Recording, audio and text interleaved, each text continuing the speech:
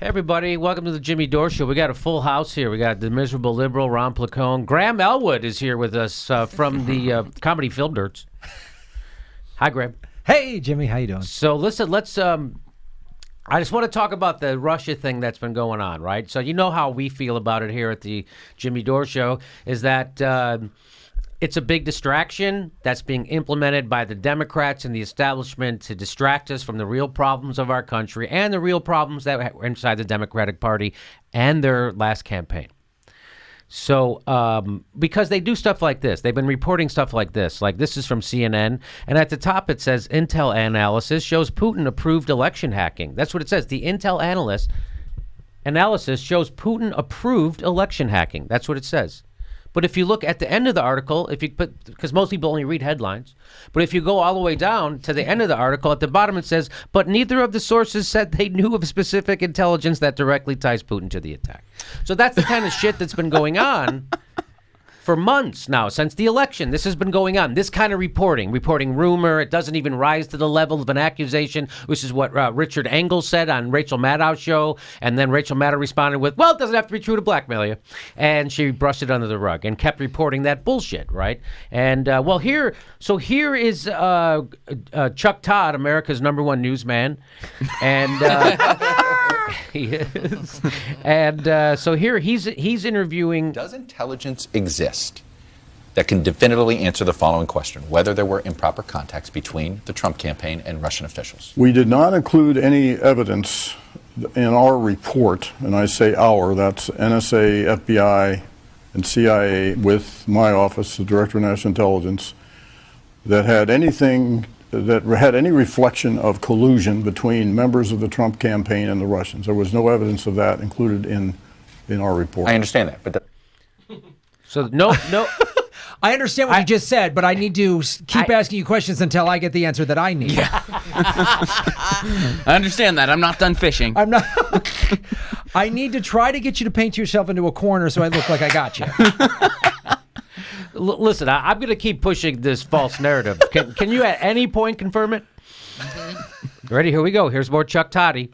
Campaign and the Russians. There was no evidence of that included in our report. I understand that, but does it exist? Not to my knowledge. I just answered you. That's why he stopped for a second. He goes, I just answered you. He goes, I understand that you didn't put any of that evidence in the report, but does that evidence exist? If it existed, they would have put it in the fucking report, Chuck.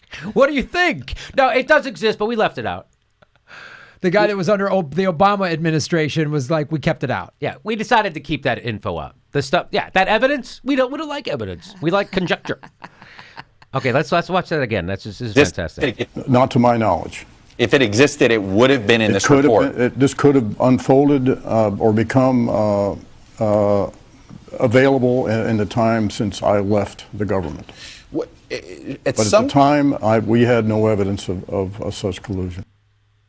So there's the head chief guy who, by the way, not above lying to Congress, because he was the guy who was caught lying to Congress when they asked him, when Senator Wyden asked him, does the NSA collect data on millions of Americans? And he said no.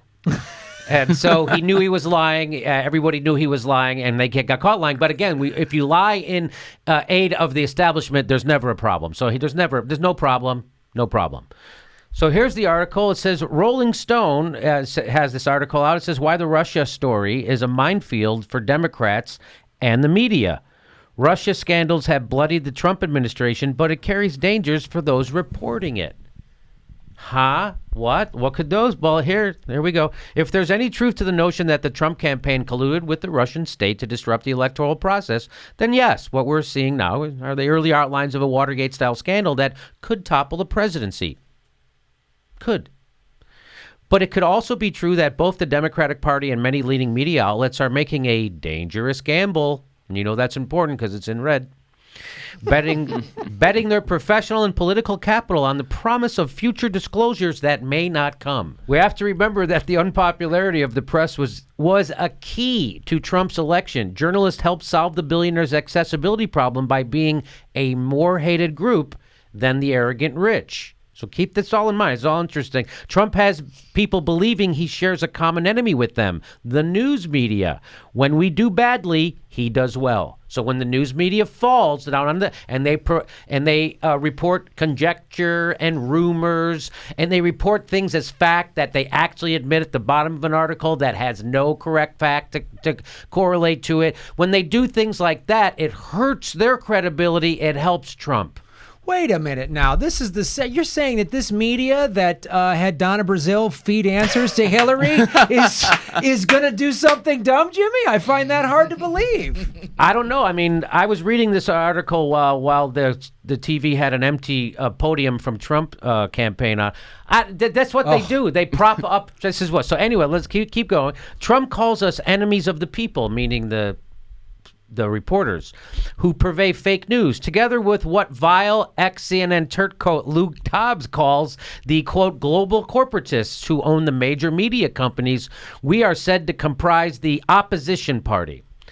So you get all this, right? So we can't afford to bolster these accusations of establishment bias and overreach by using the techniques of conspiracy theorists to push this Russia story. Unfortunately, that is happening. So what they're doing is they're being like very Alex Jonesy, the mainstream news. So that's why when Trump says fake news, it lands, because the Bernie people knew that the news was fake news. That's why they came to the Young Turks.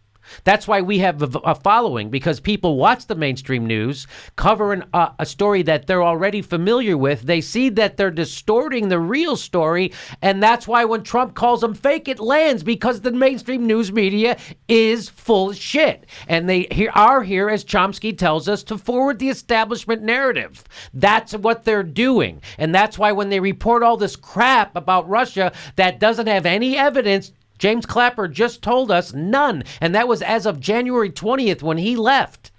None. So when they do that, it props up Trump and it hurts the news media.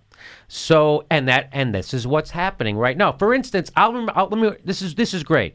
One could list the more ridiculous examples, like the Washington Post's infamous "Prop or Not" story, identifying hundreds of alternative media sites as fellow travelers aiding Russia. Do you remember that story? So there was a private organization that came out with a list of people inside of America who they said were working in collusion with Russia. They had people on like RT shows that weren't even Abby Martin show, not even had been on the air since 2012.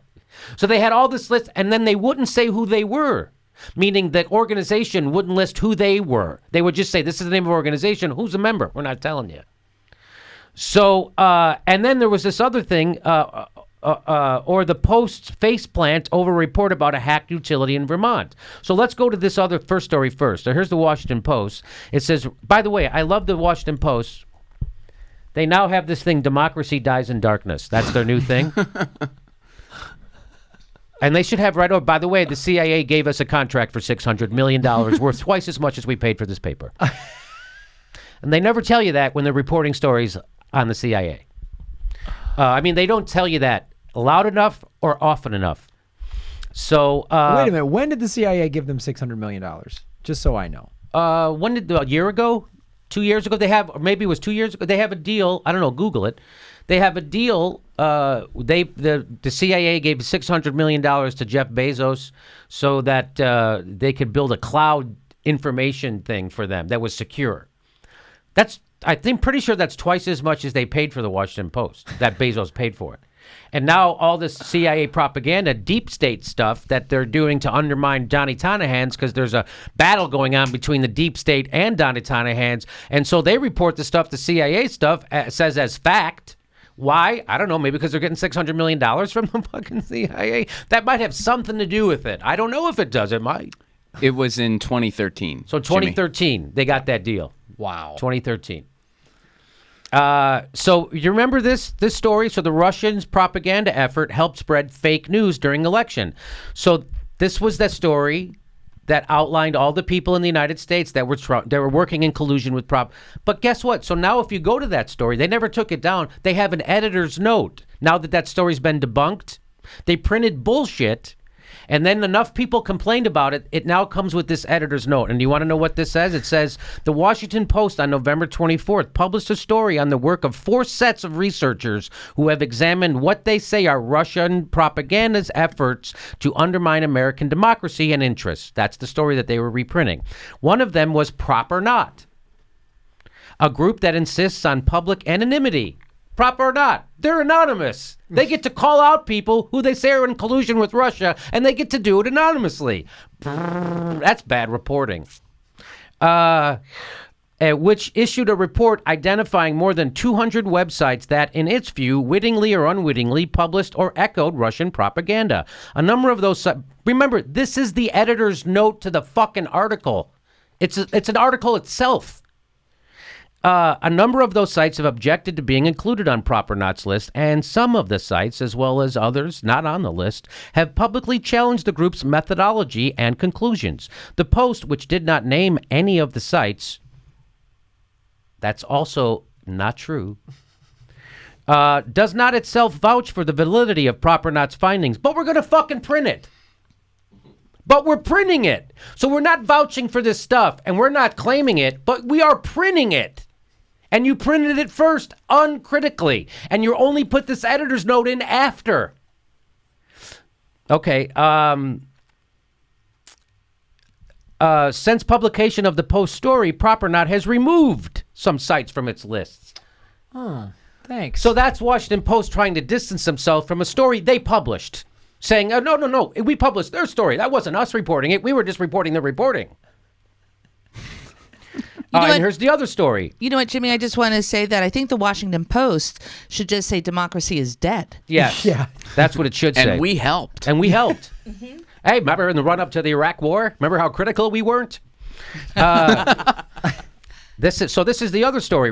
This was from the Washington Post. It said Russian operation hacked a Vermont utility, showing risks to U.S. electrical grid security, officials say. Remember this story? I do. It was crazy, this story. Everybody was going, oh, they hacked into the grid. They hacked into the grid.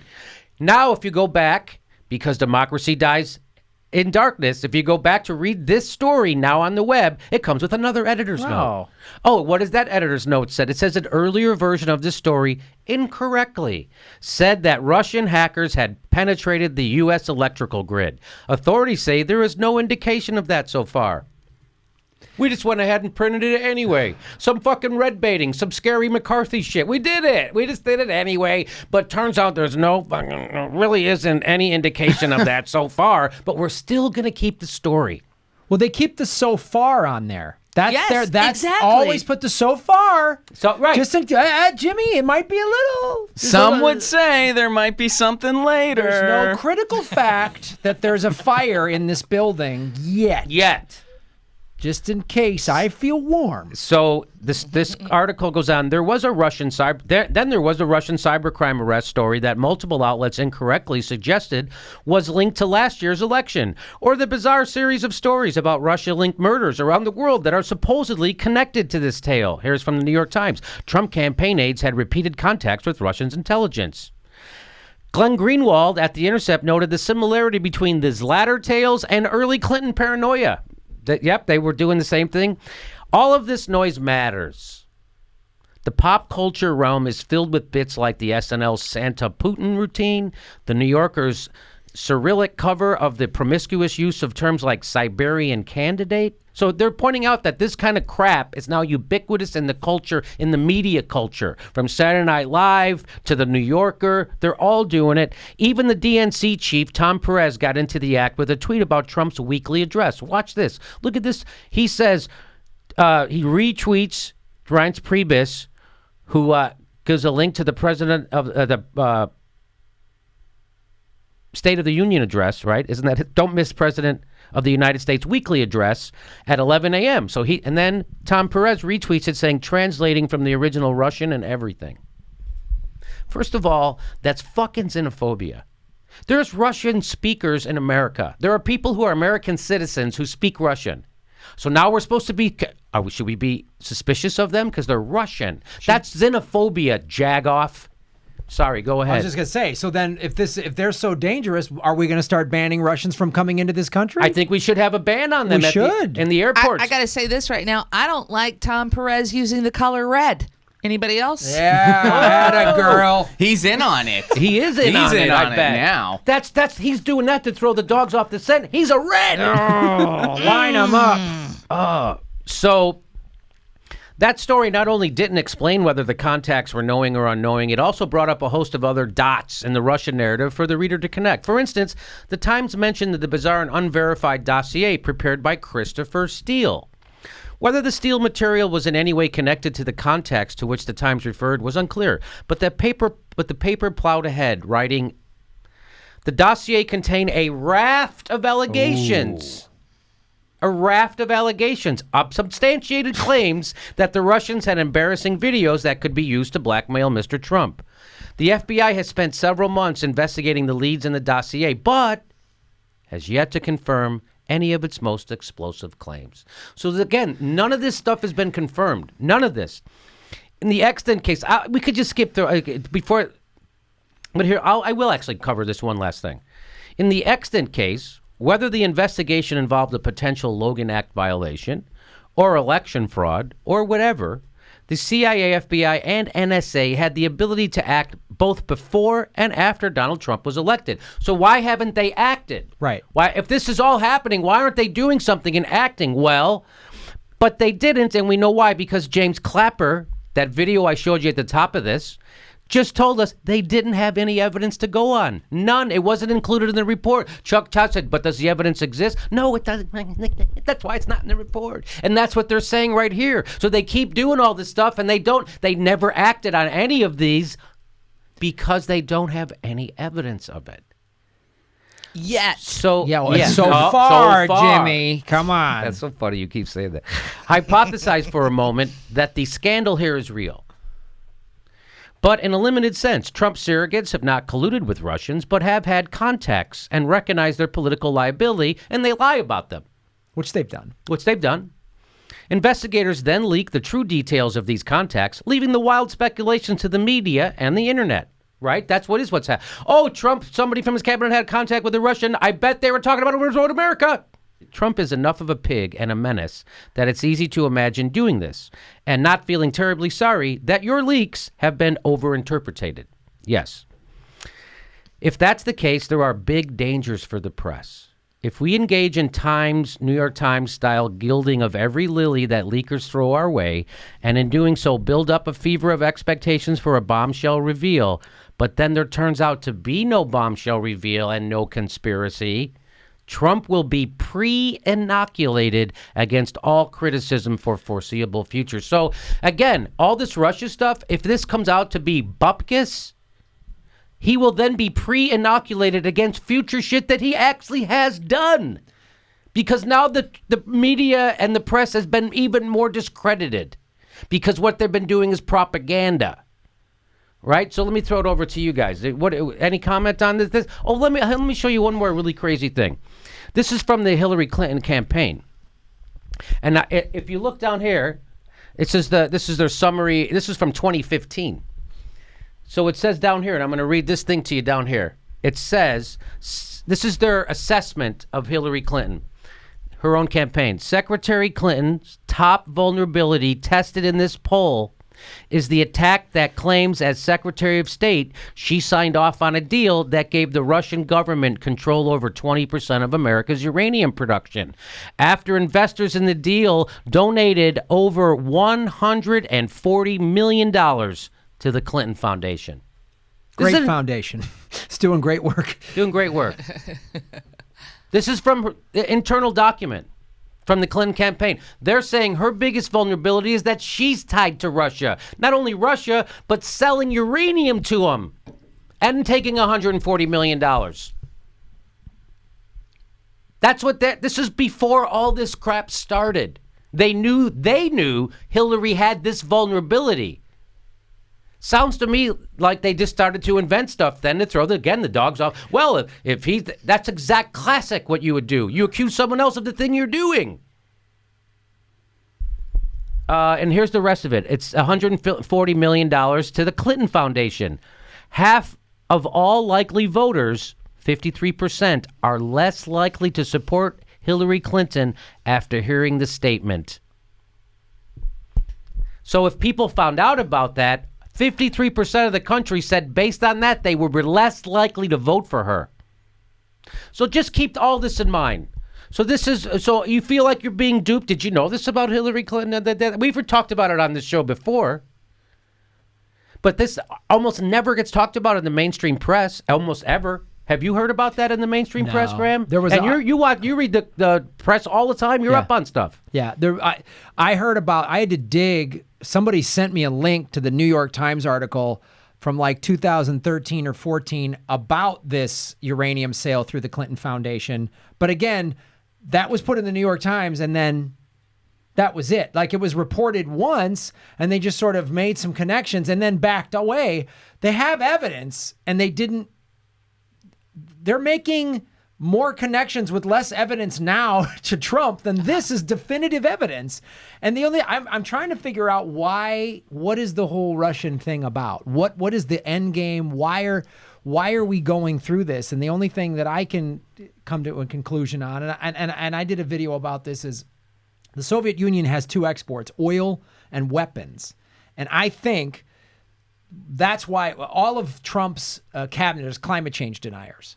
So they need to inflate. They're part of inflating the carbon bubble, right? Yes. So we're going to talk about this in another segment. Yes. But so that's what I think, and we'll go into Langton. But that's the only thing I'm trying to.